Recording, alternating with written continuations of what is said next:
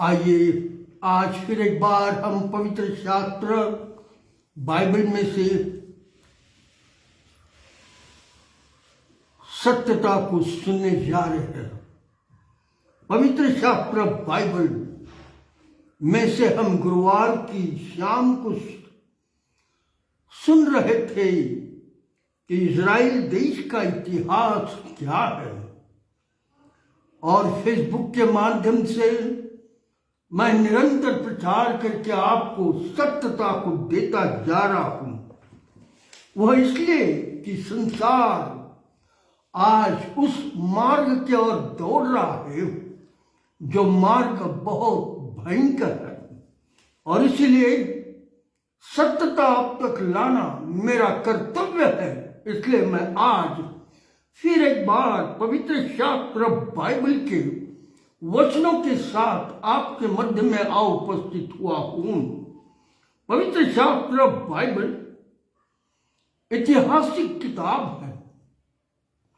पवित्र शास्त्र बाइबल स्वर्ग का वचन है, जो वचन मनुष्य जाति के लिए आत्मिकता का वरदान देती है, और जो लोग इसे सुनते हैं और इस पर विश्वास करते हैं, परमेश्वर उस मनुष्य जाति को बड़ी आशीषों से भरता है।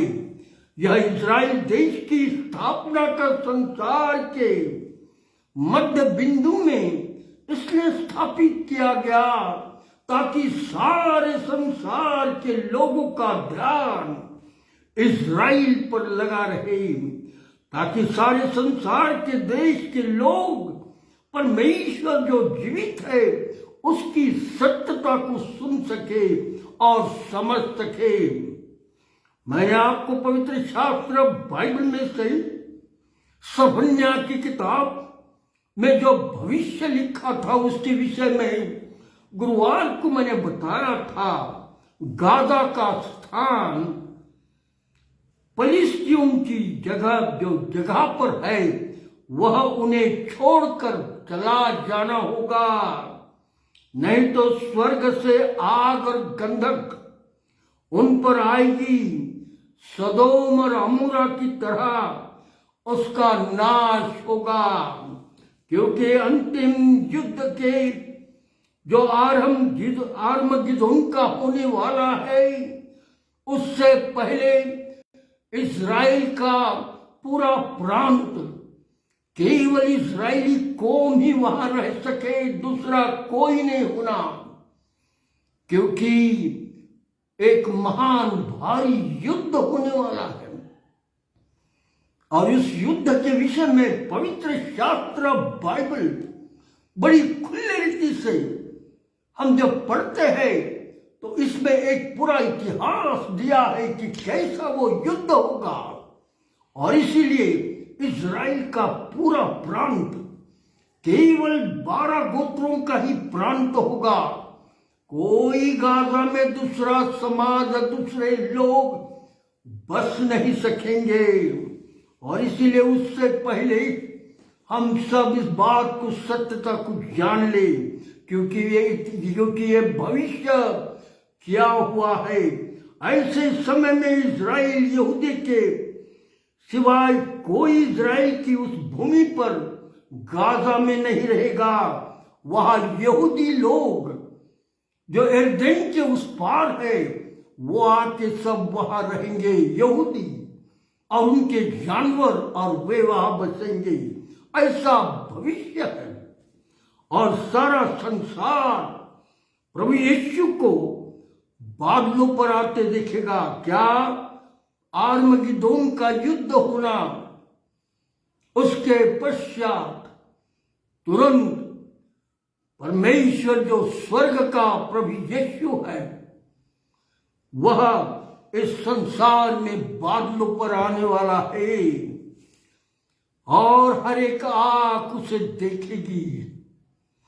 ऐसा लिखा है पवित्र शास्त्र बाइबल में, और प्रकाशित वाक्य इसका पहला अध्याय 7वें आयत में ऐसा कहा है, देखो वह बादलों के साथ आने वाला है, और हर एक आंख उसे देखेगी। जिन्होंने उसे भेजा था उसके हाथों में खिले ठोके थे, जिन्होंने उसके सीने में भाला भूसा था, वे सब उसे देखेंगे और पृथ्वी के सारे कुल के लोग छाती पीटेंगे और कहेंगे हाय हाय हाय हाय। जिन्होंने देखा था उन्होंने वो कहेंगे हाय हाय। जिन्होंने परमेश्वर के वचनों पर विश्वास नहीं किया, सत्यता पर प्रचार, सत्यता का प्रचार कानों पर आता था पर विश्वास नहीं किया, वे सारे कुल यीशु को बादलों पर आते देखकर छाती पीटेंगे। लोग कहेंगे हमने इस यीशु का तिरस्कार किया, हमने उसकी बातों को तुच्छ जाना, हमने उस पर विश्वास नहीं किया। मसीह समाज स्वर्ग के जीवित परमेश्वर की बातों को प्रचार कर रहा था, परंतु हमने उस पर विश्वास नहीं किया। ऐसे सारे लोग छाती पीटेंगे। हाय मित्रगण, ये समय अभी बहुत जल्द आने वाला है, क्योंकि पवित्र शास्त्र का भविष्य है जब संसार में बुराइयां बहुत बढ़ जाएंगी, लोग मार काट, डिंगाना, देशों देशों में जलाना और अजीब अजीब बातें, व्यभिचार, घूसखोरी, बेईमानी, ये सारी बातें जो होते जाएगी, ये अभी आगे और बढ़ते जाएगी।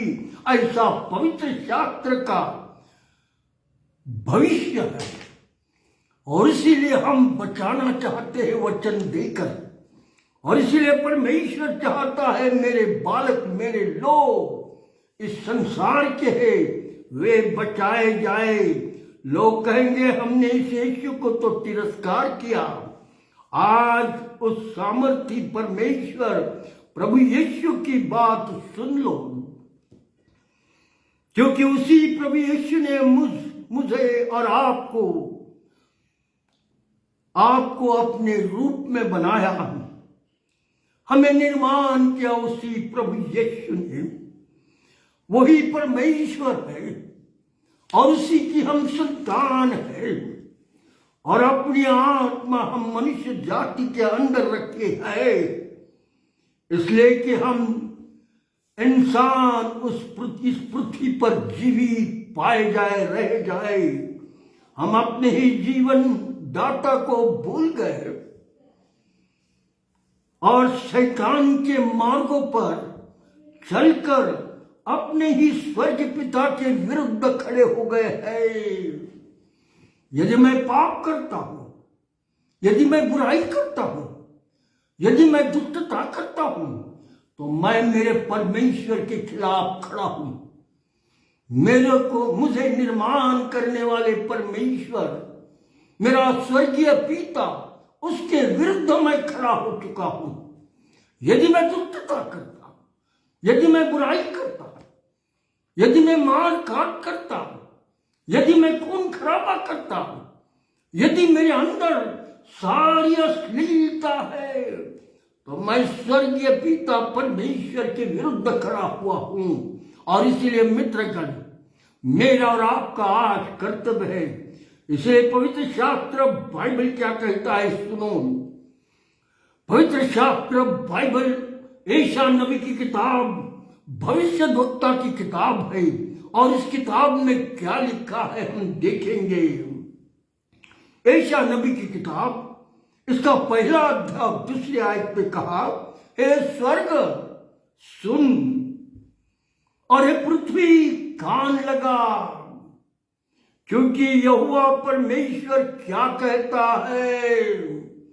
हाँ मित्रगण, हे स्वर्ग सुन, हे पृथ्वी कान लगा, क्योंकि यहोवा परमेश्वर क्या कहता है। मैंने बाल बच्चों का पालन पोषण किया और उनको बढ़ाया भी, परंतु उन्होंने मुझसे बलवा किया। हाँ मित्रगण, हमने अगर बुराई की है, हमने दुष्टता की है, हमने पापों में जीवन व्यतीत किया है, तो हम ये समझ लीजिएगा कि हमने परमेश्वर के विरुद्ध बलवा किया है। हाँ, आज की वक्त आपको बचाने का है। जो भी बुराई करता, जो दुष्टता करता, जो बेईमानी करता, जो शैतान की इच्छा से चलने लगता, उनके लिए परमेश्वर का वचन ही कहता है। और इसीलिए आज मैं जिस बात को बोलना चाहता हूं, ऐसा आगे लिखा है, अपने ही निर्माणकर्ता के विरुद्ध आज संसार में लोग पाए जाते हैं, क्योंकि संसार में लोग शैतान की आज्ञा मानकर अपने निर्माणकर्ता स्वर्गीय पिता से दूर हो गए हैं। आज आगे पवित्र शास्त्र बाइबल क्या कहता है हम सुनेंगे। पवित्र शास्त्र बाइबल आगे क्या कहता है। यशायाह नबी की किताब इसका पहला अध्याय और उसकी तीसरे आयत में ये कहता है, बैल को अपने मालिक को और गधा अपनी स्वामिनी की चरनी को पहचानता है, परंतु मेरे लोग मुझे नहीं जानते। देखो ये सत्यता वचन के द्वारा स्वर्ग का परमेश्वर मुझ और आपसे कहता, बैल तो मालिक को और गधा अपनी स्वामिनी की चरनी को पहचानता है, परंतु मेरे लोग मुझे नहीं पहचानते, मेरे लोग मुझे नहीं जानते। हाँ मित्रगण, जो लोग दुष्टता में है, जो लोग जीवित परमेश्वर को नहीं जानते, जो लोग सत्यता को नहीं जानते, वे भटक चुके हैं। उनके लिए बहुत भयंकर समय आएगा। यशायाह नबी की किताब इसका पहला अध्याय 4 वचन में ऐसा कहा है, हाय यह जाति पाप से कैसी भरी है। परमेश्वर का वचन कह रहा है, यशायाह भविष्यद्वक्ता के द्वारा, हाय यह जाति कैसे पाप से भरी है, यह समाज कैसा लदा हुआ है, इस वंश के लोग कैसे कुकर्मी है, ये बाल बच्चे कैसे बिगड़े हुए हैं। उन्होंने परमेश्वर को छोड़ दिया, वे पराये बनकर दूर हो गए हैं। जीवित परमेश्वर ने देखा, मेरे लोग मुझसे दूर हो गए हैं और सबने शैतान को अपना पिता मान लिया है और मनुष्य जाति को जो नाश करता है उसको अपना संपूर्ण भाग दिया है। और इसीलिए मनुष्य जाति आज अगर देखा जाए, यदि वे सत्यता को नहीं जानते, यदि ये वे जीवित परमेश्वर को नहीं जानते, तो इसका मतलब है वो शैतान के मार्गों पर है, वे अंधे हो गए, उनकी बुद्धि भ्रष्ट हो चुकी है, वे सत्यता को समझ सक नहीं रहे। परंतु परमेश्वर ने कहा, मैं इस पृथ्वी पर अपना प्रेम मनुष्य जाति को फिर एक बार दिखाऊंगा। जो मनुष्य जाति मुझसे दूर हो गए हैं, जिन्होंने अपना मुंह मुझसे फेर लिया है, जिन्होंने मुझे नहीं जाना है, जिन्होंने मुझ पर विश्वास नहीं किया है, उन मनुष्य जाति को फिर एक बार मैं अपनी प्रेम और मोहब्बत दिखाऊंगा। और इसलिए परमेश्वर, जो जीवता परमेश्वर मेरे इस दुनिया के बच्चों के लिए नीचे दर्जे तक मैं उतर जाऊंगा, क्योंकि मेरे बच्चों को मुझे बचाना है। हाँ मित्रगण, मेरे और आपके लिए स्वर्ग का परमेश्वर स्वर्ग छोड़कर इस पृथ्वी पर इसलिए आया कि मैं और आप नाश न हो। और ऐसा कहा है, उनके पापों से मैं उन्हें छुड़ाऊंगा, ओ मैं अपने प्रेम दिखाऊंगा, और उनके अपराध और पापों से मैं उनको छुड़ाऊंगा, क्योंकि वे शैतान के बच्चे नहीं हैं, वे तो मेरे बच्चे हैं, स्वर्ग का पिता कहता है। और इसलिए स्वर्ग के पिता को ही इलाज करना होगा इसका, क्योंकि उनका नाश मैं सह नहीं सकूंगा, देख नहीं सकूंगा। हाँ मित्रगण, ये केवल स्वर्गीय पिता का दिल हो सकता। मानव जाति को बदल देने के लिए इतनी मोहब्बत और प्रेम दिखाने वाला परमेश्वर, आगे परमेश्वर का वचन क्या कहता है? यूहन्ना रचित सुसमाचार 3 अध्याय और 16वीं आयत में, क्योंकि परमेश्वर ने जगत से ऐसा प्रेम रखा कि उसने अपना एकलौता पुत्र दे दिया, ताकि जो कोई इस पर विश्वास करे नाश ना हो, अनंत जीवन पाए। हाँ मित्रगण, यह है प्रेम। यह प्रेम संसार में किसी ने नहीं दिखाया। यही प्रेम का वचन पूना के बाजू में एक शहर गांव है, उसका नाम मुझे याद नहीं आ रहा, परंतु नारायण वामन तिलक कायस्थ ब्राह्मण घराने के थे। और इस कायस्थ ब्राह्मण घराने के नारायण वामन तिलक, इन्होंने ये वचन पढ़ा। एक चर्च के आगे बोर्ड पर लिखा था, क्योंकि परमेश्वर ने जगत से ऐसा प्रेम रखा कि उसने अपना एकलौता पुत्र दे दिया, ताकि जो कोई उस पर विश्वास करे नाश न हो, परंतु अनंत जीवन पाए। यह वचन जब नारायण वामन तिलक कायस्थ ब्राह्मण इन्होंने जब पढ़ा, तब वे रुक गए, वचन को गहराई से पढ़ने लगे और फाटक खोलकर अंदर आए और पास्टर से पूछने लगे, पास्टर ये कहाँ लिखा है? ऐसा तो किसी समाज के ग्रंथों में नहीं मिलता। तब पास्टर ने कहा, हमारे पवित्र शास्त्र में यह लिखा है।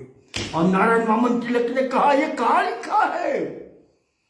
और जब उन्होंने देखा और पढ़ा, तब उन्होंने पास्टर से कहा, पास्टर मुझे ये बाइबल देंगे क्या? और उन्हें पास्टर ने कहा, अवश्य, मैं आपको बाइबल देता हूं, उसे पढ़िएगा।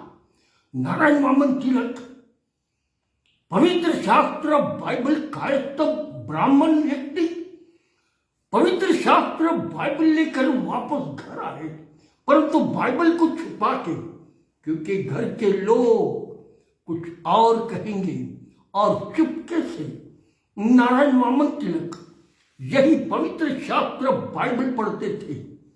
और ऐसा कहते एक दिन परमेश्वर ने वचनों के द्वारा उनके अंतःकरण को पकड़ लिया। इन्होंने पश्चाताप किया, तमाम पापों के लिए, बुराई के लिए, दुष्टता के लिए। और नारायण वामन तिलक ने आकर पास्टर से कहा, pastor I believe in Jesus Christ, I want Jesus, I want Jesus. और तब वो तैयार हुए और उन्होंने बपतिस्मा लिया। मित्रगण, ब्राह्मण घराने का नारायण वामन तिलक आज जीवित तो नहीं है, परंतु उन्होंने लिखे हुए सारे गीत आज क्रिश्चियन समाज अपने अपने चर्चेस में गाते रहता है। देखो जीवन बदल जाना, देखो प्रभु चाहता है मनुष्य का जीवन बदल जाना। ओ उन्होंने इतने सुंदर गीतों को लिखा और उन गीतों का इतना सुंदर अर्थ होता है कि लोगों का जीवन गीतों गाते समय में बदलने लगता है। हाँ मित्रगण, यही प्रभु यीशु चाहता है और इसीलिए प्रभु यीशु मसीह का वचन आगे क्या कहता है, देखो यूहन्ना रचित सुसमाचार 3:16 में, क्योंकि परमेश्वर ने जगत से ऐसा प्रेम रखा कि उसने अपना एकलौता पुत्र दिया, ताकि जो कोई उस पर विश्वास करे नाश न हो परंतु अनंत जीवन पाए।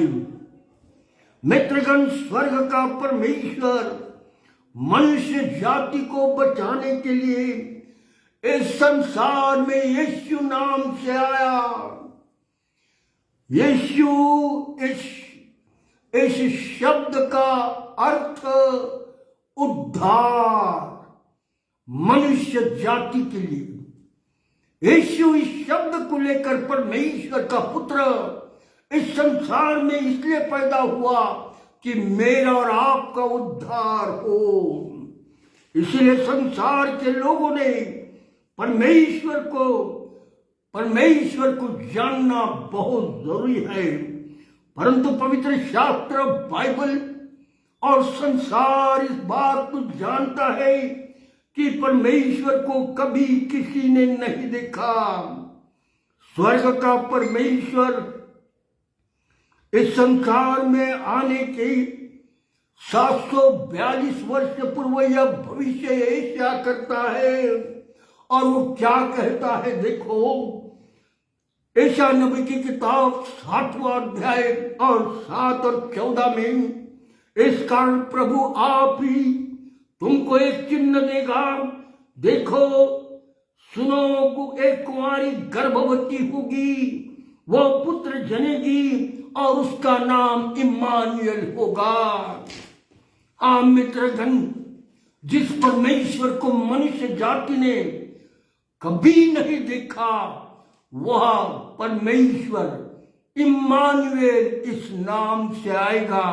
इम्मानुएल इस शब्द का अर्थ स्वर्ग का परमेश्वर मनुष्यों के मध्य में। इसलिए भविष्यवक्ता ने कहा उसे इम्मानुएल कहा जाएगा। इम्मानुएल स्वर्ग का परमेश्वर मनुष्य जाति के लिए बेथलेहम नगरी के गौशाले के चरनी में आया और वहां जन्म लिया। मित्रगण, बीबी मरियम के द्वारा यही यीशु, यही इम्मानुएल जो स्वर्ग से आया, गाय के चरनी में बीबी मरियम के द्वारा पैदा हुआ, ताकि सारे संसार में जितने पैदा हुआ, संसार में बालक के रूप में पैदा हुआ। इसलिए बालक के रूप में पैदा हुआ ताकि संसार में जितने बालक है उद्धार पाए, ताकि संसार में जितने जवान है उद्धार पाए, ताकि संसार में जितने बुजुर्ग है वे उद्धार पाए, और हर एक मनुष्य जाति चाहे स्त्री हो या पुरुष हो उद्धार प्राप्त कर सके। इसीलिए मेरा और आपका परमेश्वर मनुष्य जाति के मध्य में गाय के चरनी में पैदा हुआ। आज संपूर्ण चाहे मनुष्य के चाहे स्त्रियों के कितने भी बुरे, ऐसा कहा हुआ है, चाहे मनुष्यों के चाहे स्त्रियों के कितने भी बुरे पाप क्यों न हो, उद्धार तो केवल यीशु मसीह से होगा। संपूर्ण पापों से छुटकारा केवल एक ही नाम है जिसे प्रभु यीशु कहा गया है, और इसी नाम से मनुष्य जाति अपने पापों से छुटकारा पा सकता है। दूसरे किसी को यह अधिकार नहीं है। आकाश के नीचे मनुष्यों के मध्य में दूसरा नाम नहीं जिसके द्वारा उद्धार प्राप्त हो, केवल यीशु ये नाम। और इसलिए केवल यीशु यह नाम से हम उद्धार पा सकते। संसार के लोग यह विश्वास करते थे कि हम तो पापी हैं, हमने तो पाप किए हैं, हमने तो बुराई की है और हमारे पाप और हमारी बुराई अब हमें क्षमा कैसे मिलेगी। इसलिए मुर्गों का रक्त, बकरों का रक्त, गाय और बैलों का रक्त वेदियों पर मंदिरों में काट काट कर रक्त बहाने लगे, परंतु मंदिरों में और जगह जगह बहाकर ऐसा सोचने लगे कि मेरे पाप क्षमा हो चुके हैं। और हम यह कहेंगे अब मेरे पाप क्षमा हो गए, और क्योंकि मैंने मुर्गों का, बकरों का, गाय बैलों का रक्त वेदियों पर और मंदिरों में बहाया है। परंतु यह परमेश्वर के लेखे हत्या का पाप हो रहा था। इसलिए जीवित परमेश्वर ने देखा मेरी संतान पाप से छुटकारा चाहती है, पाप में जीवन व्यतीत करना नहीं चाहती। इसलिए प्रभु यीशु मसीह जब इस पृथ्वी पर बढ़ता चला गया, उसकी उम्र 33 वर्ष की हुई, तब ऐसा लिखा हुआ है प्रभु यीशु के चमत्कारी कामों के कारण, प्रभु यीशु मसीह के अद्भुत कामों के कारण सारा इस्राएल और सारा यरूशलेम के आजू बाजू प्रभु यीशु का नाम सबसे ऊंचे होने लगा। और क्योंकि वो अंधों को आंखें, जबान जिनको नहीं है बोल नहीं सकते उनको छूकर जबान देना, बहरे कान के यीशु हाथ लगाता था और बहरे, अंधे और लूले ठीक होते थे। पक्षघाती लोग जो कभी उठ नहीं सकते, प्रभु यीशु मसीह ने कहा उठ, अपनी खाट उठाकर चल फिर, और चलते थे। मित्रगण, प्रभु यीशु मसीह ने मुर्दों को जीवित किया, प्रभु यीशु मसीह ने दुष्ट आत्माओं को निकाला, प्रभु यीशु ने अद्भुत काम करने के कारण सारा यरूशलेम गूंज उठा और कहने लगा ओ ये तो यहूदियों का राजा है, यह तो प्रभुओं का प्रभु है। यह नाम जब लोग चिल्लाकर लेने लगे तो इस्राएल देश का यरूशलेम और आजू बाजू के लोग घबरा गए, कहे कौन है ये राजा, और इसलिए उसके विरुद्ध षड्यंत्र रचकर उसे पकड़ लिया गया। पवित्र शास्त्र के इतिहास के मुताबिक, संसार के इतिहास के मुताबिक, इजराइल देश के इतिहास के मुताबिक प्रभु यीशु को पकड़ लिया गया। और ऐसा लिखा हुआ है उसके शरीर से प्रभु यीशु को पकड़ लिया गया और यहूदियों ने और रोमी सल्तनत ने उसे क्रूस पर मार डाला। उसके शरीर से रक्त बहाया, उसके हाथों से रक्त बहाया क्योंकि वह अकेला ठोका गया। उसके पैरों से रक्त बहाया गया क्योंकि यीशु के पैरों पे कीले ठोके गए। उसके सिरे में भाला मारा गया क्योंकि यीशु मसीह के सीने में भाला मारकर उसे मार डाला गया। प्रभु यीशु के हाथ क्रूस पर रोमी सल्तनत ने ठोके। जो मनुष्य जाति ने जितने अपराध इन हाथों से किए, मित्रगण, मनुष्य जाति ने जितने अपराध इस हाथों से इस संसार में किए, उनके अपराधों के लिए यीशु के हाथों में कीले ठोके गए। हाँ मित्रगण, संसार में प्रभु यीशु ने उनके पापों के लिए अपने हाथों पर कीले लिए। इसलिए अपराध और किए हुए अपराधों के कारण प्रभु यीशु के हाथों में कीले ठोके गए कि मनुष्य जाति के हाथ शुद्ध हो जाए। क्रूस पर प्रभु यीशु के पैरों में कीले ठोके गए। मनुष्य जाति ने अपने पैरों से चलकर बुराई स्थानों पर चल चलकर पापों को किया, जो पैर अशुद्ध हो गए उनके पैरों के लिए प्रभु यीशु ने क्रूस पर अपने पैरों पर खीले ठोक दिए। लोगों ने खीले प्रभु यीशु के पाप मनुष्य ने किया। बुरे ठिकानों पर जाकर पैरों से चलकर बुराइयां की। यीशु ने आपके पैरों के बुरी स्थिति को देखकर लोगों ने यीशु के पैरों पर खीले ठोके। मित्रगण, जितनी बुराइयां मनुष्य जाति ने अपनी बुद्धि से विचारों से किया है और पाप और बुराई उनकी कारण बैठी है, और सब मनुष्य जाति के बुरे विचारों के कारण प्रभु यीशु के सर पर कांटों का ताज पहनाया गया। मतलब कांटों का ताज इस सर पर इसलिए कि मनुष्य ने विचारों के द्वारा जितनी बुराइयां की, जितनी दुष्टता की, उन सारी दुष्टता को, मनुष्य के पापों को प्रभु यीशु मसीह ने अपने सर पर कांटों का ताज पहनाकर, रक्त बहाकर शुद्धता मनुष्य जाति को दी है। उन सब मनुष्य जाति के बुरे विचारों के लिए, ताकि मनुष्य जाति बुरे विचारों में न रहे पर पवित्रता और धार्मिकता में बढ़ता रहे। बाइबल आगे क्या कहती है? उसके सीने में भाला मारा गया।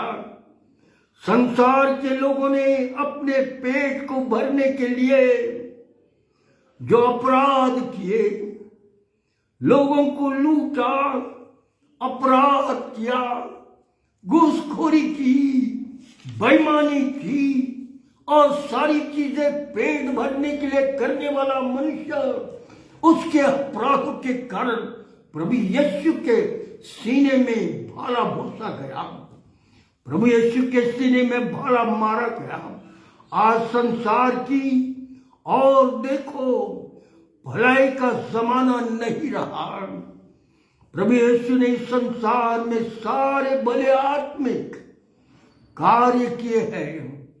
जिस स्थान से प्रभु यीशु इस पृथ्वी पर आया वह स्वर्ग स्थान इस पृथ्वी पर गाय के चरनी में आया। यह एक स्वर्गीय मार्ग मनुष्य जाति के लिए प्रभु यीशु ने इस पृथ्वी पर जन्म लेकर तैयार किया है। प्रभु यीशु की सेवकाई आनंद देने वाली सेवकाई थी इजराइल देश में। प्रभु यीशु की सेवकाई इजराइल देश के यरूशलेम के सारे आजू बाजू के जगह दुखियों को आनंदित करने वाली सेवा। प्रभु यीशु की सेवकाई मनुष्यों के अंदर शांति डालने वाली। ओ शांति का राजकुमार प्रभु यीशु को कहा गया है। ओ प्रभु यीशु की सेवकाई मेल मिलाप करने की, ओ एक दूसरे को मिलाने की, एक दूसरे के साथ प्रेम से रहने की। और इसलिए प्रभु यीशु की सेवकाई प्रेम देने वाली सेवकाई थी। हाँ मित्रगण, इतनी अद्भुत सेवकाई परमेश्वर प्रभु यीशु ने मनुष्य जाति के मध्य में यीशु के द्वारा इस पृथ्वी पर स्थापित करनी शुरू की। प्रभु यीशु की सेवकाई आत्माओं को बचाने की सेवकाई। जो आत्मा शैतान के मार्गों पर जाकर, जो आत्मा दुष्टता, बुराई, पाप, अश्लीलता करता हुआ बिगड़ चुका है, इस पाप को बचाने का, इस आत्मा को बचाने का कार्य स्वर्ग का परमेश्वर प्रभु यीशु ने इस पृथ्वी पर इजराइल देश में शुरू किया। हाँ मित्रगण, पाप की मजदूरी मृत्यु है, परंतु परमेश्वर का वरदान हमारे प्रभु यीशु मसीह में अनंत जीवन है। जिस महान कार्य के लिए प्रभु यीशु का जन्म हुआ, इस पृथ्वी पर आया, कि संपूर्ण मनुष्य जाति के पापों से छुटकारा पाए और स्वर्ग के राज्य के अनुसार मनुष्य का जीवन हो। प्रभु यीशु क्रूस पर मानव जाति के पापों के लिए क्रूस पर मारा गया। इतिहास इस प्रकार सा कहता है, वह कब्र में से जीवित हुआ। इसलिए संसार में प्रभु यीशु के लोग असंख्य है। वह 40 दिन और 40 रात चेलों के साथ रहा। वह रोटी खाता रहा, लोगों के साथ पानी पीता रहा, लोगों के साथ स्वर्गीय राज्यों की बातें करता रहा। और 40वें दिन पवित्र शास्त्र बाइबल बताती जैतून नाम के पहाड़ी पर आया और सारे लोगों के सामने स्वर्गदूत और बादलों ने यीशु को उठा लिया, स्वर्ग पर चला गया। मित्रगण, वह यीशु प्रभु एक दिन वापस आएगा, एक दिन वापस आएगा। इसलिए पवित्र शास्त्र बाइबल क्या कहती है, जितनों ने सत्कर्म किए हैं वे जीवन के पुनरुत्थान के लिए उठेंगे, परंतु जितनों ने दुष्कर्म किए हैं वे न्याय के पुनरुत्थान के लिए उठेंगे। मित्रगण, जो कुछ तू इस पृथ्वी पर बांधेगा स्वर्ग में बांधा जाएगा, जो कुछ तू इस पृथ्वी पर खोलेगा स्वर्ग में खुलेगा। आज वक्त है, यदि आज हमें ऐसा लगता है मैं तैयार नहीं हूं, तो मित्रगण उस यीशु को समझिए, जानिए और उस जीवित प्रभु यीशु पर विश्वास करिए और उसके करीब आइए। वह कहता है, हे बोझ से दबे हुए इंसान, मेरे पास आ, मैं तुझे विश्रांति दूंगा। हाँ मित्रगण, समय के अनुसार हमें अपने अंदरूनी जीवन को बदलना जरूरी है। हमें नम्र बनना होगा। हमें क्रूस पर की मृत्यु, यीशु ने जो मेरे पापों के लिए सही बलिदान हुआ, उसको समझना होगा। आज मैं नम्र हो जानता चाहता अपने पापों को, अपनी बुराइयों को जो मेरे जीवन में है, उन्हें सब अपराधों के लिए आज मैं क्षमा मांगना चाहता। मित्रगण, जिस दिन हम नम्र होकर आंसू बहाकर अपने पापों की क्षमा मांगेंगे, उसी समय प्रभु यीशु मसीह आपके आंसुओं को पोंछेगा और संपूर्ण पापों से जो आपके विचारों के द्वारा निर्माण हुए हैं, जो आपके अंदर बसे हुए हैं, उन सब को दूर करेगा।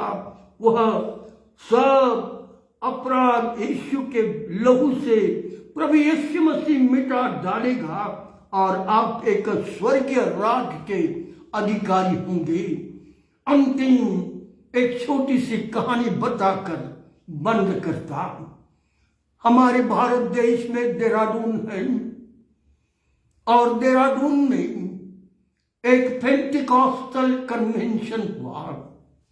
मित्रगण, जब पेंटिकॉस्टल कन्वेंशन देहरादून में हुआ तो बहुत सारे लोग देहरादून में उस कन्वेंशन में गए और लोगों की भीड़ वचन और प्रार्थना कर रही थी। ऐसे समय में एक गैंग तैयार हुई। उस गैंग में लोग थे, जवान लड़के थे। उन्होंने जितने रास्ते पर से लोग उस कन्वेंशन में जा रहे, उन्हें पत्थर से मारना शुरू किया। लोग घायल हो गए, परंतु वैसे ही दौड़कर कन्वेंशन के उस पेंडॉल में चले गए। प्रभु का वचन सुनने के बाद लोगों ने जाकर उस प्रचारक को और उस संस्थापक को कहा, लोग रास्ते से पत्थर मारकर हमें मार रहे हैं, वो आने को मना कर रहे हैं, हमारी मदद करें। अब मदद कैसी करें? सबने मिलकर हाथ ऊपर उठाया और प्रार्थना करने लगे, प्रभु जो लोग हमारे हैं, जो बुराई से पत्थर मार रहे हैं, ए दयालु प्रभु ये तेरे लोग हैं, इनकी आंखों को खोल ताकि वे सत्यता को समझे। और रो रखकर प्रार्थना कर रहे थे। दूसरे दिन फिर सताया, तीसरे दिन भी सताया, चौथे दिन जब प्रार्थना चल रही थी तो ऐसा कहा है, वो प्रार्थना होते समय में जो मेन व्यक्ति पत्थरे फेंक कर क्रिश्चियन लोगों को मार रहा था, वह रोता हुआ सीधा उस पूरे पेंडोल के अंदर घुस गया। और जैसे ही घुसा लोग डर गए कि अब ये यहां क्या करेगा, परंतु वो सीधा नीचे पुलपीट पर गिर गया और रोने लगा और पश्चाताप करने लगा और कहने लगा, मैंने कितनी बड़ी गलतियां की, प्रभु मुझ पर दया कर। मित्रगण, यह व्यक्ति पश्चाताप करके उठा और उसने एक गीत बाद में निकाला और वो गीत ऐसा था, जब से प्यारा यीशु आया मेरा जीवन बदल गया। यह आर्य समाज का भट्ट था, आर्य समाज का भट्ट व्यक्ति। मैंने उसे मिला, उसके हाथ में हाथ मिलाया, उसने अपनी कहानी बताई कि मेरा जीवन पापी था, परंतु उस दिन पेंतिकोस्त के दिन मेरा जीवन बदल गया। मैंने अपना जीवन यीशु को दिया, मैंने पश्चाताप किया अपने पापों के लिए और आज मैं प्रभु यीशु का हूं और वो प्रचारक हुआ। मित्रगण, this is the way that God change the life. यही एक रास्ता है, पश्चाताप कर लो, पापों की क्षमा मांग लो जीवते परमेश्वर को, आपका जीवन बदल जाएगा। आर्य समाज का ये भट्ट भाई जो मसूरी में रहता है, उसने मुझसे कहा, मेरे जीवन में अब आनंद ही आनंद है।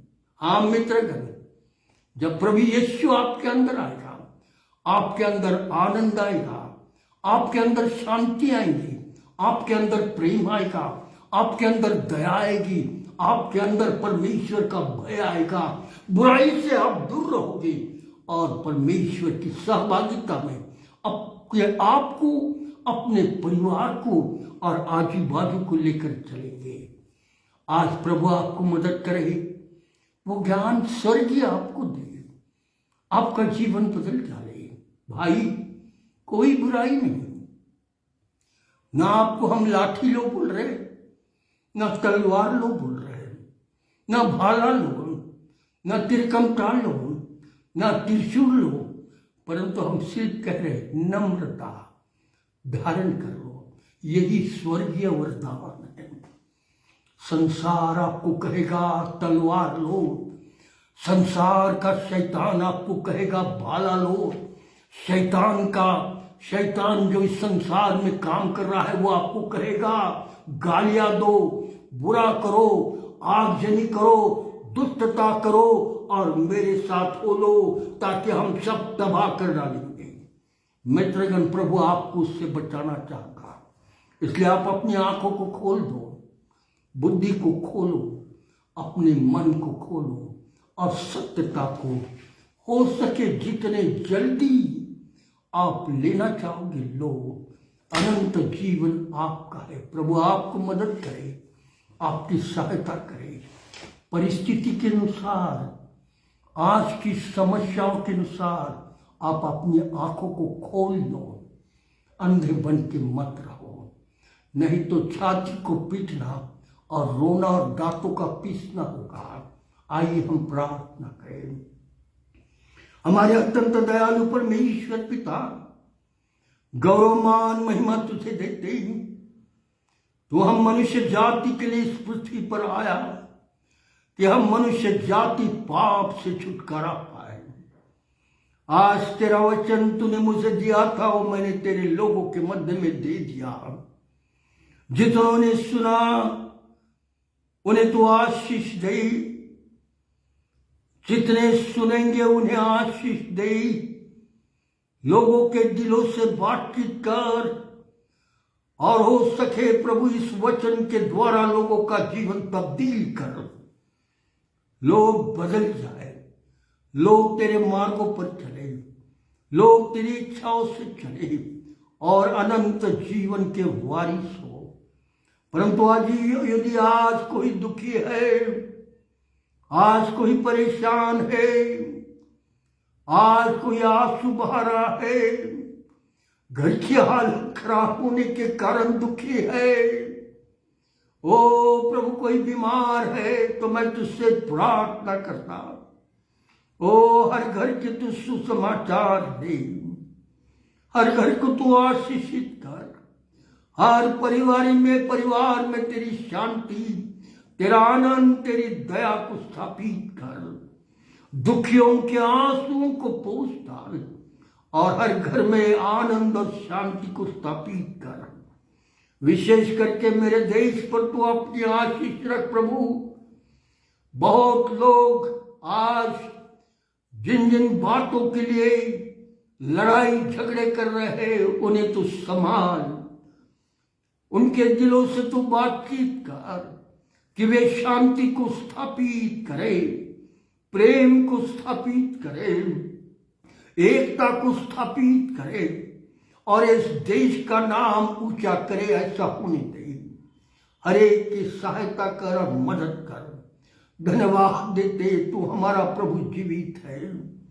आज रात को प्रभु मेरे देश पर विशेष आशीष दे और हर एक को तू रक्षा कर, यीशु के नाम से आमीन आमीन।